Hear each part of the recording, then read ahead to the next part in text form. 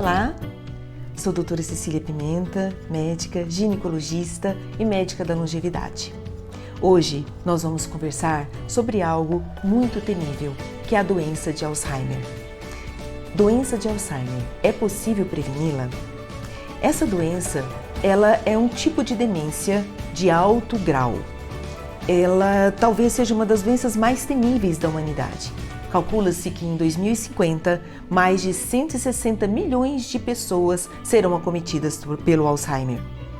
Existe uma questão que o Alzheimer, ele, além de ser fatal, ele afeta suas vítimas muitos anos antes, de 15 a 20 anos antes. Ela vai privando as pessoas da convivência familiar e de outras funções naturais. Tem um livro que é do Dr. Daley Bredesen, vou apresentar para vocês, O Fim do Alzheimer. Esse livro eu recomendo vocês lerem. Dr. Daley houve a tradução para o português e é muito interessante que aqui ele fala de um protocolo, o RECODE, que é um protocolo onde vai ter várias formas, daqui a pouco nós vamos comentar sobre ele, para que a gente possa fazer com que a pessoa volte à cognição, volte às suas funções praticamente normais. Quando a gente fala de prevenção, nós precisamos saber as causas, né? Como diz o Dr. Daley, o Alzheimer não é uma doença de um fator só, ela é multifatorial. Tem mais de 36 substâncias metabólicas que afetam e levam ao Alzheimer. O que nós precisamos entender? O que é uma demência, né? A demência é um declínio da cognição. A pessoa começa a ter dificuldade de ler, de escrever, de conversar, de comunicar, de raciocinar, de calcular, de andar, e aí vai tendo a progressão. O processo do Alzheimer, ele afeta muitos anos antes. A pessoa vai dando alguns sinais que ela já não está bem. E quais sinais que ela poderia dar? Por exemplo, a cegueira facial, dificuldade de reconhecer as pessoas. Olha, mas eu lembro de você, mas eu sei quem você é, mas eu não consigo saber exatamente quem você é. Talvez um cansaço mental no final da tarde, não consegue ter um raciocínio adequado como no início do dia. Evita conversas polêmicas porque perde os argumentos, troca as palavras. Não era bem isso que eu queria. As palavras vão ficando com um vocabulário mais simples. Em vez de um vocabulário mais rebuscado, não consegue acessar as palavras mais difíceis. Também dificuldades para dirigir, para achar os caminhos, declínio na capacidade de recordar os nomes, também declínio na vontade de leitura, perde a vontade de ler, né? Apesar que hoje em dia, com essa história de WhatsApp, de ler coisas bem curtinhas, praticamente ninguém está querendo ler mais. Mas a pessoa começa a ler, ela não consegue concluir um livro, né? E também na dificuldade de raciocinar, ela não tem aquele raciocínio mais rápido. E também tem um sono interrompido, tem dificuldade de lembrar das listas das coisas. Quando dá mais de duas coisas para fazer, já acha que é muita coisa.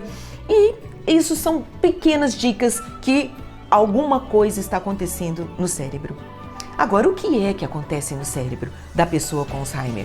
Existe uma formação de emaranhado de neurônios e também uma substância chamada beta-amiloide que vai comendo o cérebro. Mas o interessante é que o beta-amiloide, ele é uma substância de defender o cérebro de substâncias agressivas.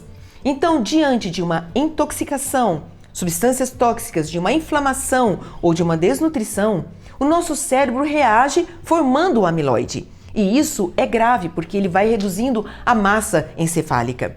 Inflamação poderíamos ter, por exemplo, da dieta, né? de infecções, intoxicações, por exemplo, metais pesados, né, parabenos, várias coisas que podem levar, e desnutrição, vários nutrientes que podem faltar ao nosso cérebro e levar à consequência do amiloide.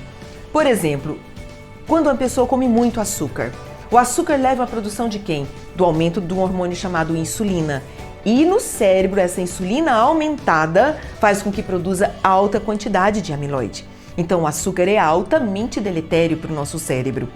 Glúten, leite, laticínios, o que acontece? Eles causam uma hipermeabilidade no intestino. A maior parte das pessoas tem uma intolerância, uma certa alergia ao glúten e aos laticínios.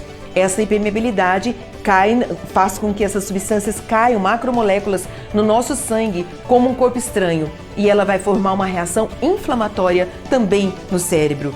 Intoxicações, muito cuidado com metais pesados, mercúrio, das amálgamas dos dentes, dos peixes, que também muitos deles têm contaminação com mercúrio, com o alumínio, que a gente tem muito desodorante com alumínio, com biotoxinas, com cobre.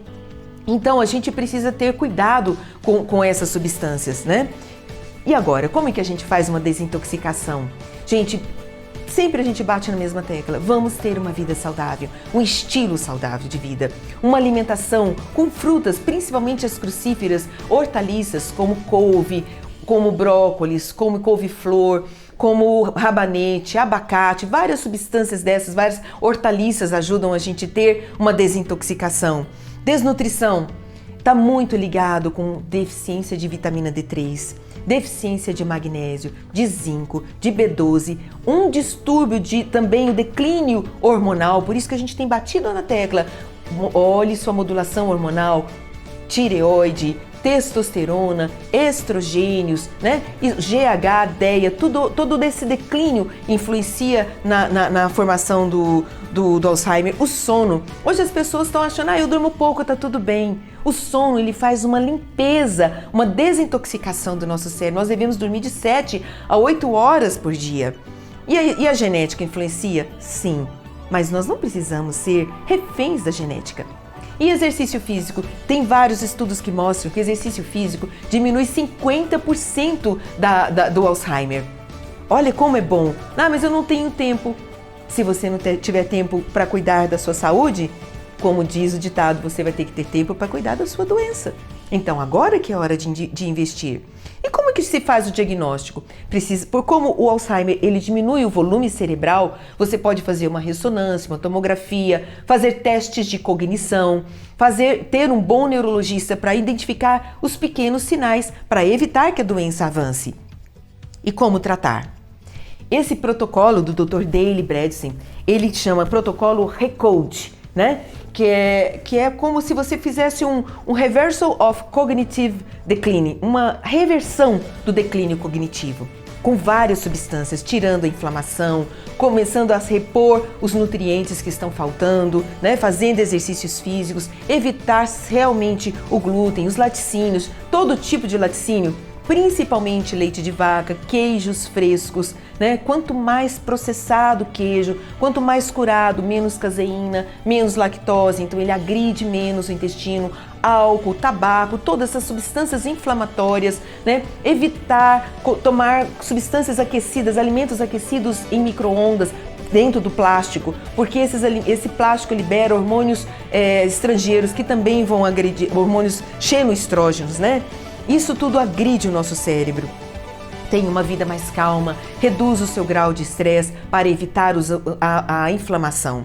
Ou seja, adote um estilo de vida adequado, pensa que você precisa ter o final da sua vida reconhecendo as pessoas, chamando elas pelo nome, ter uma vida com performance adequado.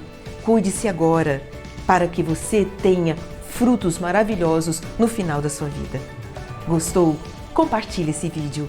Pessoas também precisam saber que ter uma mente adequada no final da vida é possível, ok?